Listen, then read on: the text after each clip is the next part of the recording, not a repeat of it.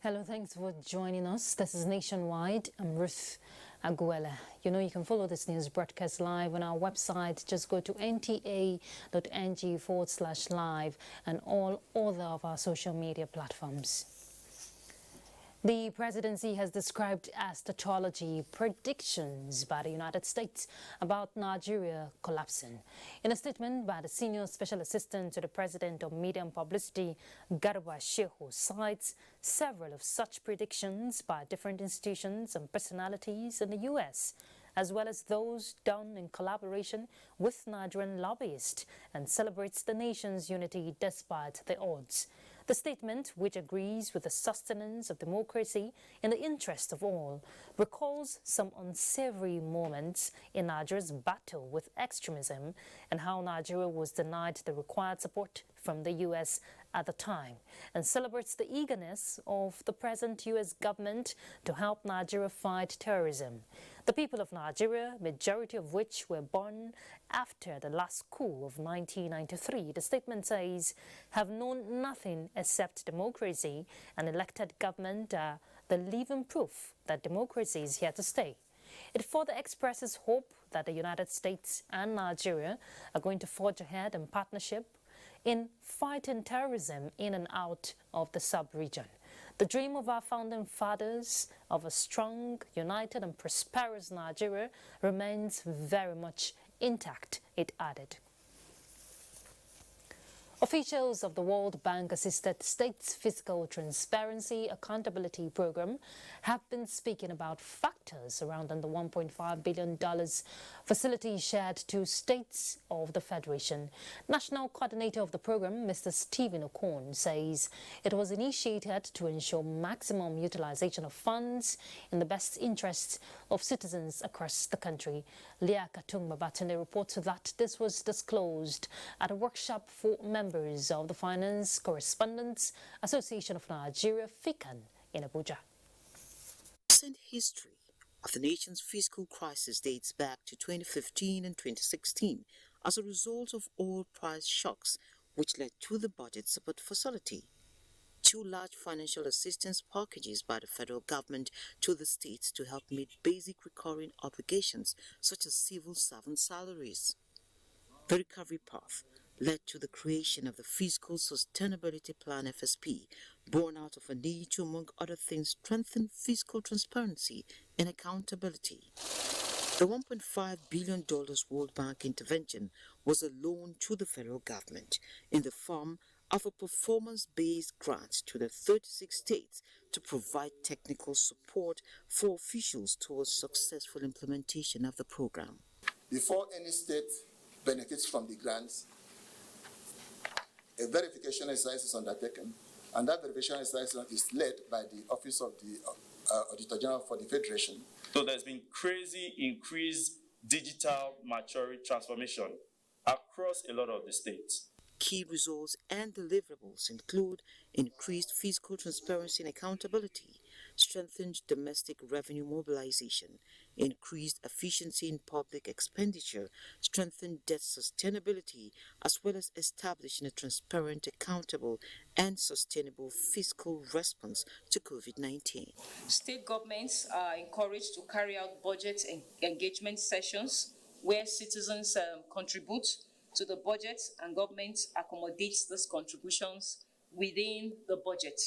To have a very good institutional arrangement in place and best practices in terms of public debt management, so that public borrowing and public debt management at the subnational level will be sustainable. The workshop availed opportunity for officials to explain the rationale behind the SIFTA's program implementation, give updates on the status of program implementation by implementation agencies and partners, promote national buy-in, and ensure program sustainability. In Abuja, Leah Katung-Babatunde, NTA News. With an estimated 42.7 billion metric tons of bitumen reserve, Nigeria still imports this product for road and other construction activities. To provide bitumen for local consumption, the Ministry of Mines and Steel Development in 2002 and 2008 embarked on concession of bitumen blocks, but was unsuccessful due to failure by the companies to meet their contractual agreements. Presently, the ministry is again engaging experts to delineate the bitumen blocks for effective utilization. That the transaction advisor are going to make sure the concession through a transparent process. 15 June 2022, as the date when this request for qualification will be published. That is, on that day, everybody will be availed the opportunity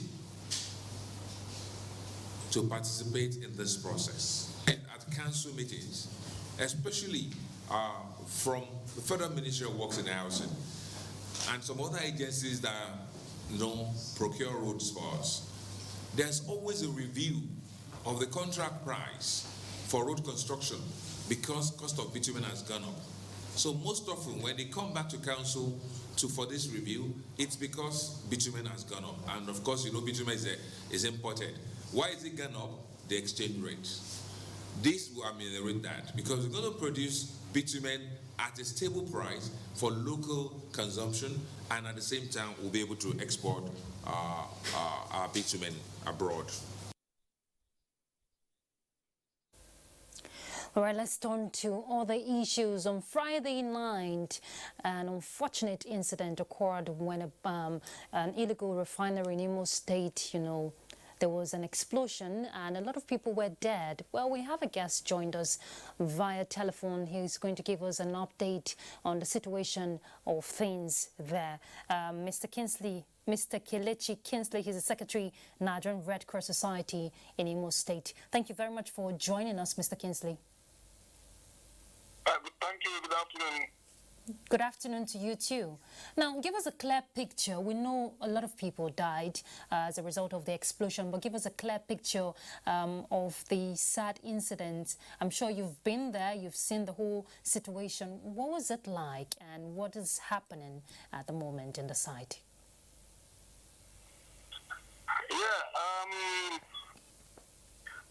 So many people were jolted by the news of the vandalism and the fire outbreak that followed suit.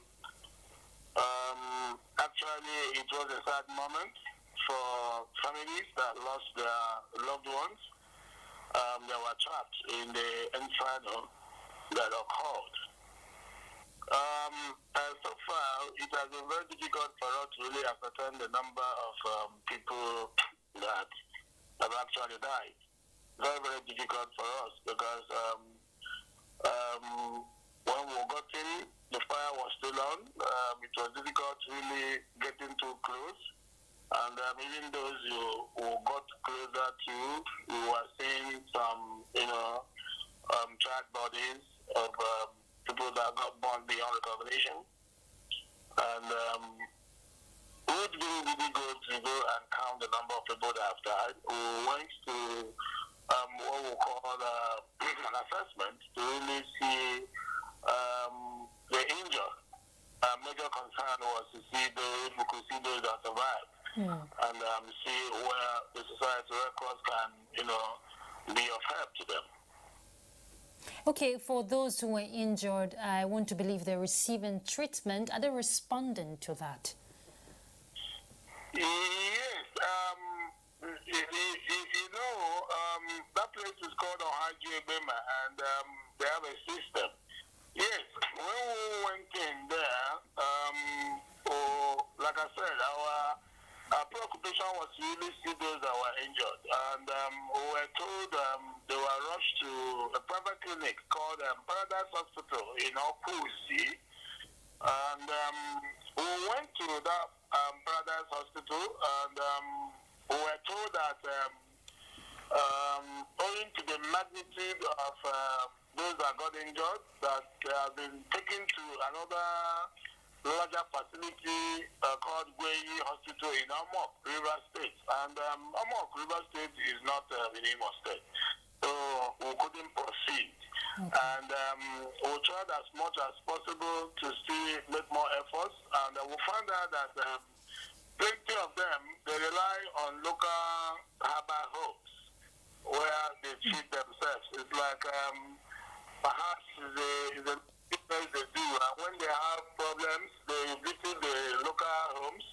So plenty of them were taken to the local homes, and for not wanting to really disclose where they are, they have really refused to show us some of these local homes where we could go, because it is where we definitely trust those who are wounded. Their loved ones will come, will gather their names and use that to know those who can really assist. But they have not been forthcoming, telling us where we can get these local homes. Okay, and we hear for the victims who passed on, a mass burial is to be conducted by the Imo State government. You have any update on that?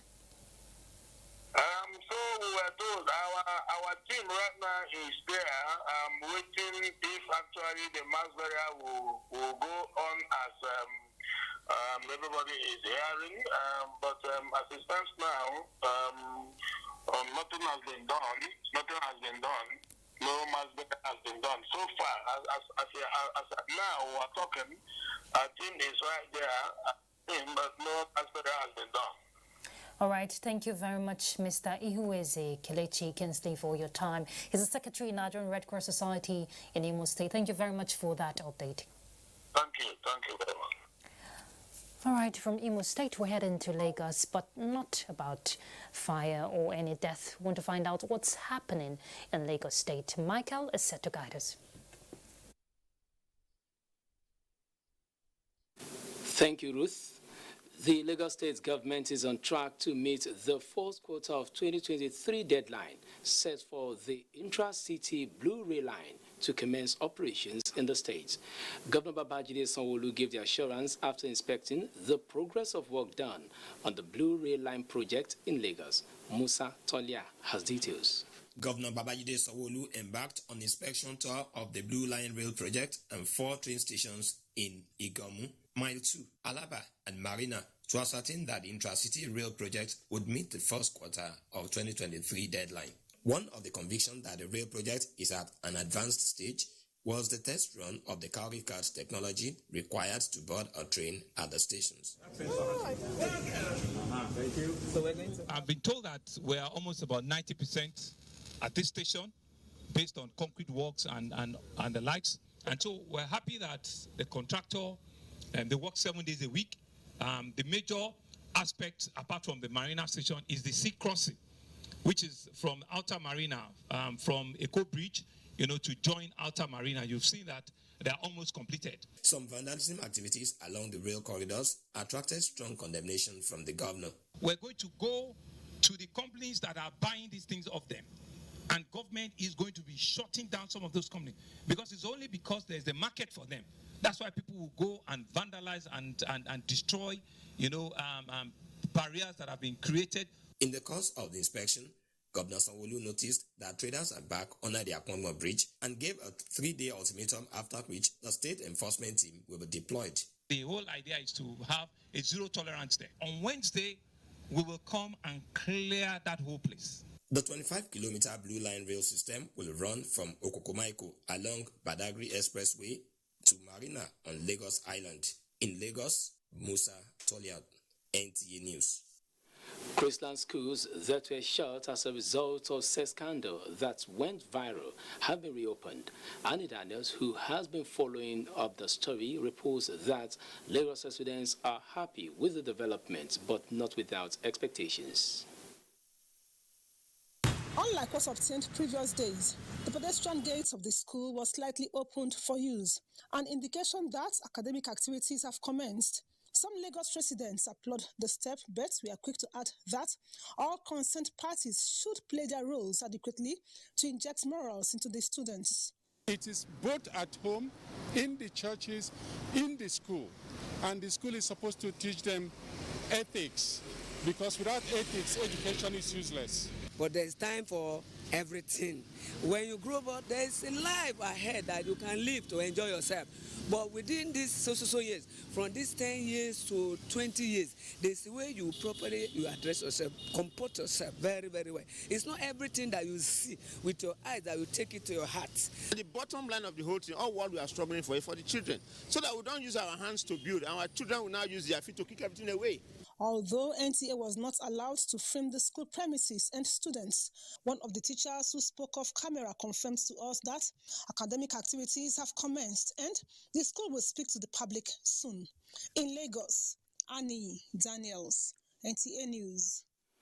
Do not forget to follow this news broadcast live on our website at nta.ng/live and on our other social media handles displayed on your screen for updates. That's a bit from here in Lagos. Salamatu in Kaduna is a guide for the next set of stories. After this break, please stay.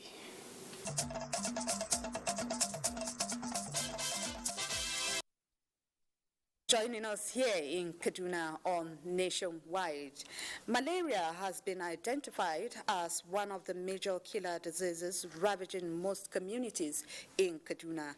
This prompted medical outreach at Rafinguza to provide medical services as part of the World Malaria Day. Amina Saidu reports. Rafinguza community in Kaduna North local government area is one of the ghetto areas battling with environmental challenges, which breeds mosquito-causing malaria among the people. Therefore, providing medical services by Women Medical Association of Nigeria, Kaduna State Branch, to commemorate the International Day is key to preventing the disease, especially among children of ages between 0 to 5. 60-year-old Halima Long, who has been grappling with malaria, is among beneficiaries. We are very happy with this development. We have been having malaria. I am very happy. Women like us who are pregnant, we need special treatment to prevent malaria. Medical services rendered to these people is significant to healthy living among the community. So the choice of Rafinguza is because of the need that is inherent in that community, given their population. It's a densely populated area, and we know the kind of burden that they have of malaria, where you see women, children coming down with malaria, especially pregnant women, and if nothing is done about it, it can lead to, untoward consequences. We decided to come to this community to give back to the society by identifying cases of malaria, educating the community on how to prevent these cases, managing them, and then referring where it is appropriate. World Malaria Day will remain unforgettable among Rafinguza community as they benefit from free medical outreach. Amina Saidu, NTA News. Away from that, political activities gathers momentum as women aspiring for elective positions in Kaduna are contending with hurdles impeding the realization of their dream. Despite men dominance in the political space, female aspirants are making inroads to break the jinx. Acharik Maswell tells us more. There are strong agitations among female politicians to occupy sensitive elective positions in the forthcoming general elections. Female politicians in this part of the country have been battling with cultural inhibitions and to some extent religious extremism. However, a recent court judgment which granted 35% affirmative action has cleared the court for fulfilling their aspirations. Mrs. Comfort Anwi, the only female legislator in Kaduna, described the judgment as landmark. I want to plead that when we are coming out, if I know that my level is at the councillorship, I shouldn't feel big. Start from somewhere, gain the experience. Some female politicians in the state have signified their intentions to contest elections at the state and national assemblies. So far, none of them is yet to declare for governorship. Women are a constituency of their own. So, we need to understand that we have been marginalized, and it is underutilization of women in politics that is even causing some setbacks even in the economy. Political parties have pledged level playing ground for all aspirants. They should look at themselves as those they have capacity, the ability to win the election. If they present themselves physically and people agree with they believe that they can do it, people will support them and they will vote for them. We are patriotic Nigerians and we respect the female gender very well. So whatever is due to them, we will make deliberate, conscientious efforts to ensure that we meet up with the required directives. The chances for women aspiring for elective positions in the state is bright, considering the pledges of political parties to support them. In Kaduna, Achari Maxwell, NTA News. Achari's report completes our package from Kaduna. Back to Ruth in Abuja. Good evening. Good evening, Salamatu. Thanks for joining us back. President Muhammadu Buhari warmly felicitates with French President Emmanuel Macron for winning his second term in office and making history as the only sitting leader of the country to return in 2 decades. A statement by the Senior Special Assistant to the President on Media and Publicity, Garba Shehu. The president affirms that the iconic leadership style of the French president, who spent 6 months in Nigeria working as an intern at the French embassy in 2002, continues to inspire a new generation of leaders and interest in politics and governance, starting from his country and beyond. The president notes the warmth and friendliness that has redefined Nigeria-France relations since President Macron assumed office in 2017. And congratulates the French president, his wife, Brigitte Macron, friends and political associates on the historic feat, assuring President Macron of Nigeria's support as he continues with his advocacy of humanizing policies, promoting peace and stability, and encouraging development through innovation. The Independent National Electoral Commission, INEC, has been urged to ensure a holistic implementation of its 2023 election project plan to mitigate identified challenges in past elections and improve the electoral process going forward. Guest on NTA's Good Morning Nigeria emphasized that early disbursement of funds to the electoral umpire is critical for effective implementation of election plan. Lydia Sampson will tell us more. Plan is planning to fail. Good enough. INEC has already unveiled its plan for the 2023 general elections. But the question is, what are the strategies for implementation? If you look at the implementation program, you will see that certain activities were articulated across the 3 electoral cycles. And at each quarter of each of the cycles, activities are identified. The persons who are to carry them out are identified. One of the recommendations from the past plan was the issue of the procurement, Public Procurement Act. That is a lot of hurdle for INEC in terms of planning and the pursuit of plans. Those things were some of the challenges that were raised by the plan. Have they given them the funding? Implementation attracts funding. Have they released the funding for the year, or will that lead to some other issues? The issues here it's about the most important operations, that is activities in the country, because elections are about recruitment of leadership, and the governance, which today we are battling with, has to do with how you recruit your leadership. So that is why no matter the amount of time and the resources that you give to this activity, believe you me, it's not too much.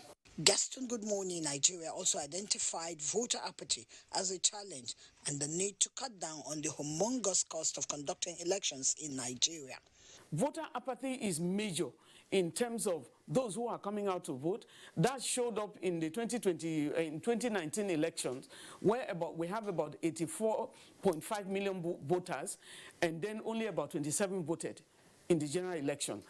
And that is our major concern. What are the concerns about voter education? Have they started voter education process? They are still now going through the plans that we're talking about. But voter education ought to have started. Parties, of course, are doing their own. IPAC, in particular, we normally organize road shows and things like that before every elections. We try to see how we can sensitize Nigerians, mobilize Nigerians, so that we will achieve, participation. That is, people coming out to vote. This voter apathy thing, will be reduced.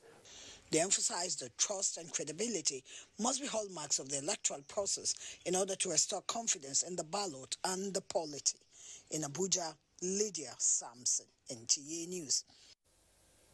To fully harness potential of the African Continental Free Trade Area and tourism, member countries need to strengthen standards and policies within the region for enhanced partnership of exportable products. Now, this took center stage at the 2022 National Tourism and Transportation Summit and Expo in Abuja. Elizabeth Omori reports.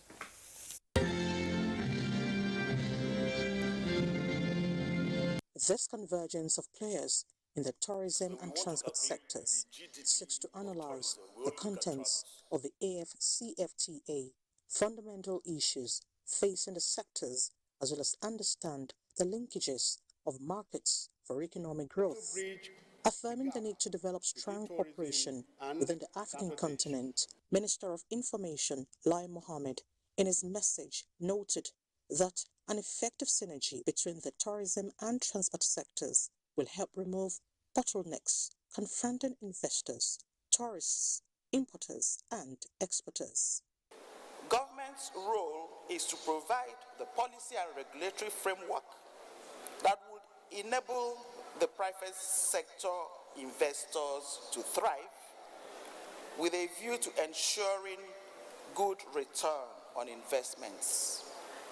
Discussants posit that to build a vibrant African economy, industrialization and trade remain critical for prosperity of the continent. Without the collaboration between the public and private sector, we cannot have a thriving economy. Issues bordering on poor road networks, high tariffs and insecurity were raised. In Abuja, Elizabeth Omori, NTA News. We head to Benin now to join Ogochukwuka. She'll pick up from there. Thank you, Ruth. Welcome to Benin. The indiscriminate disposal of waste has become widespread. This adverse social conduct persists because many individuals expect that government officials will always take care of the disorderly waste and dispose of them appropriately. This trend presents a public health hazard, and Nigerians want to turn the tide to produce a healthier environment. Chinyere Okoli in this report looks at how attitudinal change can serve as foundation for creating a cleaner society. The strategic importance of a cleaner environment as a bedrock upon which development and economic prosperity rest has been a major concern to many. The attitude of many Nigerians towards environmental sanitation is not positive, as many have refused to make cleanliness a prime issue in spite of environmental sanitation laws and numerous campaigns on the same issue. Individually, we need to imbibe that attitude. We need to imbibe it individually, so that even though you have waste, you can keep it in your pocket. When you get to a nearby place, you dispose it. But saying it is for government to take care of it is not good. It is very much advisable that people should indulge, have a very positive mind about things, and do things the very right way. Move away from those values that we used to keep in the past, that our forefathers taught us to follow, which have helped this generation you're seeing today. If we are able to come back to that reality, we will have a better environment, with better people to deal with, society will be better off. This suggests that there is need for more of the advocacy for the people to exhibit responsible attitude towards waste disposal, as well as sanction defaulters with appropriate penalties. In Asaba, Chinyere Okoli, NTA News. And still on environment matters, the rainy season is here, and environmental experts are cautioning against indiscriminate dumping of refuse and blocking of channels to cause erosion. Kayode Olorundare has a situation report from Akure. Flooding and erosion phenomena are major environmental problems prevalent in the rainforest region of Nigeria. A great deal of flooding and erosion in Akure emanate from human adverse activities on the environment. Meanwhile, a visit to some parts of Akure indicates that whilst most waterways are flowing freely, some are blocked with plastic debris. They are majorly caused by human activities.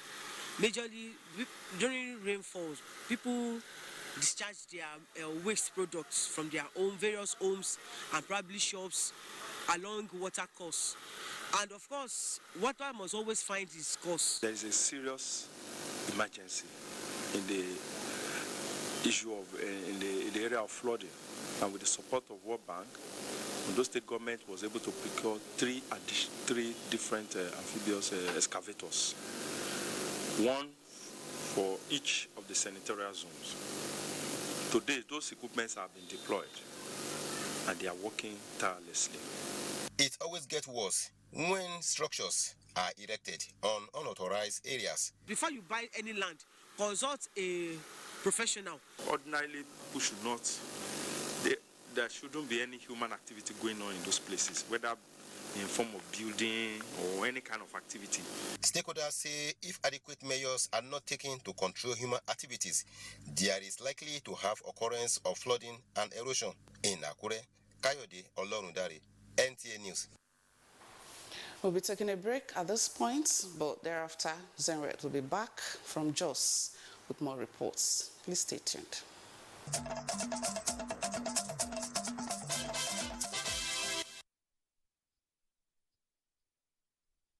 Thanks for staying tuned and welcome to Jos. Governor Simon Lalong has expressed concern over pending cases of suspects arraigned for violent crimes, calling on the judiciary to ensure quick dispensation of such cases for a better society. This was at the swearing-in of the substantive Chief Judge of Plateau State, Justice David Gwom-Man. Alisa Batukai Andrew reports. Swearing in the Chief Judge, Governor Simon Lalong says the call for quick dispensation of justice has become necessary following rampant cases of violent crimes in the state. The state government, he says, is of the view that the longer such cases stay in the courts, the colder they become, and the tendency to further impact on security and safety of not just witnesses, but the citizens.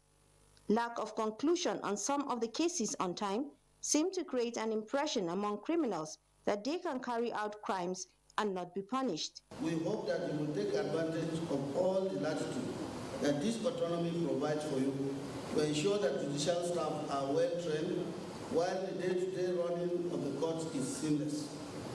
Our people should find it easy to approach the courts with their grievances and be assured of getting a listening ear and justice at the end.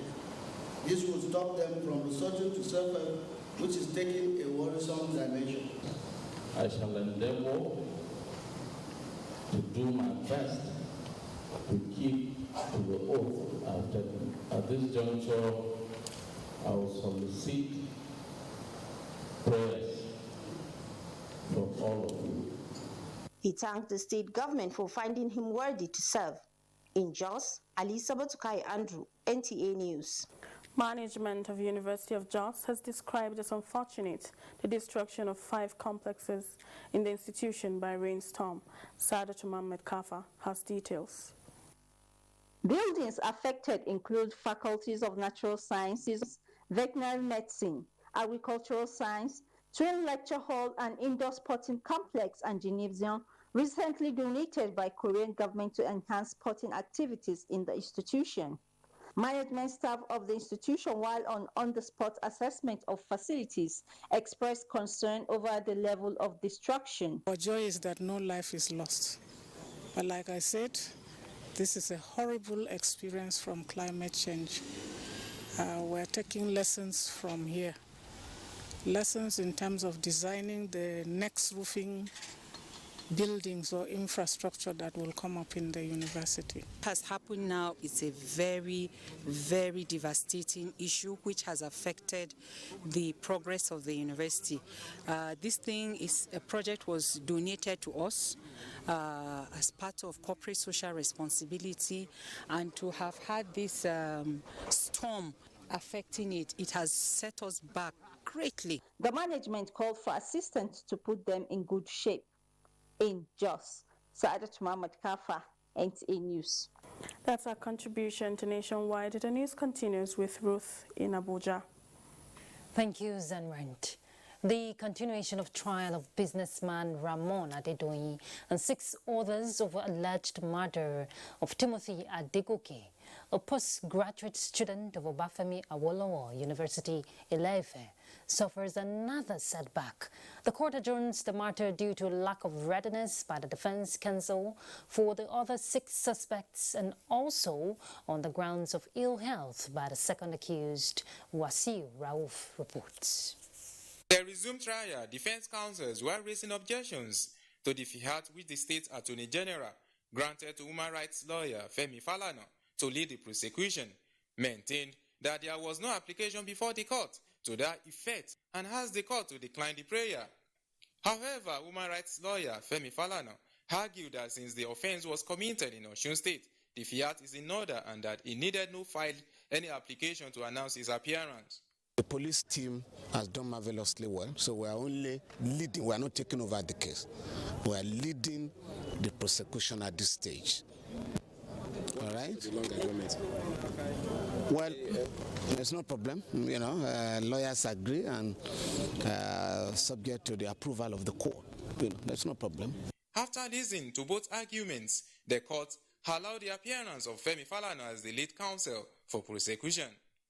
Thereafter, counsel to the first defendant, Prince Rahman Adedoyin, insisted that his client has no case to answer, while counsel to other defendants pleaded with the court to give them more time to open their defense due to some circumstances beyond their control. The trial judge, Justice Adekunle Ojo, then adjourned the matter to Wednesday, May 25th, 2022 for further hearing. Osun State High Court on 30th of March 2022 dismissed the no-case submission filed by the counsels to defendants and directed defendants to enter their defense. In Osogbo, Wasiu Rauf, NTA News. The Inspector General of Police, Usman Alkali Baba, has directed personnel of the force to take full advantage of the police health care facilities in their respective commands and formations, especially in light of the recent acquisition and distribution of hospital equipment for both basic and advanced health services to police hospitals, clinics, and cottage health centers across the country. In a statement, the IGP notes that the services of police hospitals are not restricted to police personnel alone, as members of the public can equally access and benefit from the services rendered at the facilities. The IGP equally encouraged personnel to engage in physical exercises, medical checks, and good diet to improve their living conditions and reduce avoidable deaths while on duty. It is 29 or 30 days of spiritual exercise for the Muslim faithful, and the countdown to the Ramadan fast has begun. To the end of it, rather, to ensure an exercise with the best nutrition and material aspects, the Da'awah and Welfare Foundation of the National Mosque, Abuja, put smiles on the faces of many as food items and clothing were distributed to Muslims in the Federal Capital Territory as they continue the fast. Part of our aim and objectives to also carry out series of da'wah activities which include visiting villages, visiting communities, as well as conducting series of seminars enlightening the people on the religion as well as how to live with one another in peace. That is peaceful coexistence. So the organizations is there, inshallah, to cater for the common man. In fact, inshallah, whenever there is IDPs, we are not praying for having one, but whenever there is IDP, inshallah, the foundation will help to that point, inshallah. Such humanitarian gesture, the management of the National Mosque says, will be extended to IDP camps, hospitals and places of worship, with preachings on the benefits of peaceful coexistence. In line with the federal government's economic sustainability plan towards moving the nation's economy from over-dependence on oil, about 70 farmers in Bayelsa State have benefited from a capacity workshop on cocoa farming and marketing. Participants promised to embrace the opportunities in the non-oil sector to grow the nation's export earnings. Ebinimi Zitemiola reports. Before the oil boom era, Nigeria had relied on agriculture and agricultural produce like cocoa, oil palm fruit and granite for our foreign exchange earnings. The prevailing uncertainties in the global oil market has necessitated the federal government's zero oil plan and predicated on massive production of selected non-oil products to grow the nation's gross domestic product. One of such products is cocoa, as Nigeria ranks fourth, covering about 6.5% share of global production. Thus, the capacity building workshop with the theme Resuscitation of Cocoa Produce and Its Development for Exports in Bayelsa State, organized by the Nigerian Export Promotion Council. Individuals are better off if communities are in a good knowledge, good stand in the production, in the adding of value in all the value chains of cocoa. Our output will increase, quality will be enhanced. Participants were trained on improved techniques in cocoa farming, processing and packaging, as well as the complete value chain. Primarily is to encourage the prospective farmers that are interested in cocoa farming, because we discovered that there are enabling environments in the states that can enhance productivity here. I'm so happy to the organizers of this program that I am a part and parcel of it. Apart from the seedlings and the method of planting, to provide tools and other implements, pesticides, insecticides, to enable us to protect the cocoa. Stakeholders promised to partner the Nigerian Export Promotion Council in upscaling cocoa production in the country. We're giving all the attendees the seedlings to go out, but I'm hoping indeed that, as I said, more people will now come show an interest, and then we can start this in full throughout the state. The event featured the presentation of cocoa seedlings to the benefiting farmers. In Yenagua, Ebinimi Zitemiola, NTA News. The creation of the Academic Staff Union of Universities, ASU, is to, among others, provide a platform for lecturers to highlight salient issues affecting the university system to the attention of government for national interest and development. Over the years, however, incessant strikes by the union is pressing home its demands, put a question mark on whether such action can bring about the needed national development. Musa Suleja examines this and other issues. Academic Staff Union of Universities, ASU, was formed in 1978 as a successor to the Nigerian Association of University Teachers, formed in 1976, covering in all of the federal and state universities in the country. In the last 4 decades, the union has always been on the news that has to do with its grudge with the federal government over the deplorable state of Nigerian universities. This led to the signing of agreement between the union and the federal government in 2009. Unfortunately, the agreement has not been fully implemented, leading to incessant strike by the union.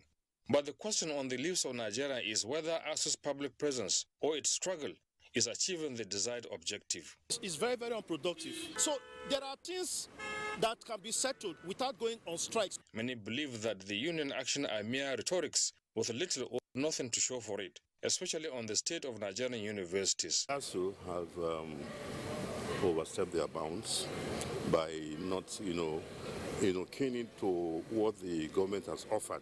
Almost on every account of the industrial strike, the union extracts some sort of financial commitment from the government, and this seems to constitute a kind of win situation until the next strike action. Unfortunately, these strikes do more harm than good on the university system, as students have been at the receiving end. Observers say the other side of the national calamity and the government lean financial resources, which it hinges on as reason for inability to meet the ASU's demands. If you ask me, I think the National Assembly budget, they should look for a way to reduce that and then scoop some funds from that angle and put it in the educational aspect. They should just find a way to speak with the government. They should maybe give them what they need. The strikes, incessant in nature, keep students at home off the school for a longer period. And I think students should not be blamed for helping themselves in the circumstances they find themselves when they are idle. Other countries, they are moving forward, and our children are set back. In a bid to provide solutions to the incessant strike by the university unions, the federal government has reconstituted the team of pro-chancellors headed by President of the Committee of Pro-Chancellors. The committee has 3 months to devise ways of bringing a stable academic calendar in public tertiary institutions. I have no reservation that you would conduct this all-important assignment with all the seriousness and the urgency that it deserves. This is more so considering the ongoing industrial action by us and the threats by other similarly unions. It is important to say that in nominating the chairman and members of this committee, the federal government painstakingly considered your contributions as highly experienced university administrators from all the zones of the country.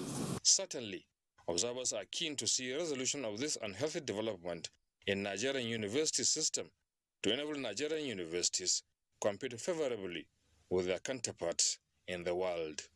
Musa Suleja, NTA News. Next, the sports update. School children in the Federal Capital Territory have joined others around the world to sign up for the campaign against the eradication of malaria in the country.